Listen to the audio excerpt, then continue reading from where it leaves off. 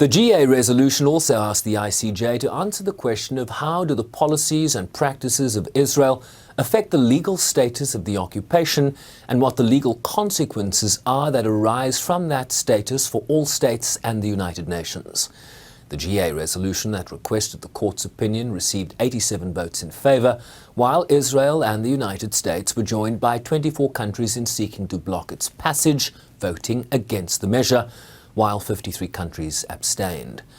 The same resolution also demanded that Israel, as the occupying power, cease all measures contrary to international law and comply with its legal obligations in that regard, including ceasing all its settlement activities and other measures aimed at altering the status of the OPT.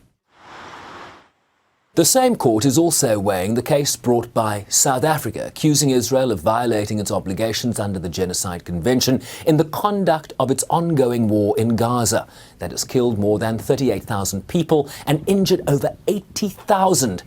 with the UN estimating that some 17,000 children in Gaza are unaccompanied in the enclave. The court has handed down several provisional measures in that regard, while it weighs the broader question of whether Israel's conduct during the war amounts to genocide against the Palestinian people as a group.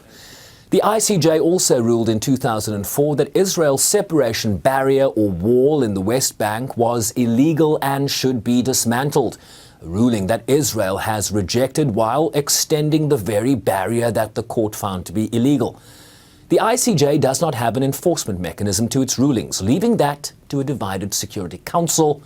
often hamstrung by its inability to reach consensus, often due to the use of the veto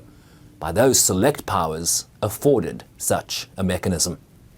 Sherwin Bryce-Pease, SABC News, New York.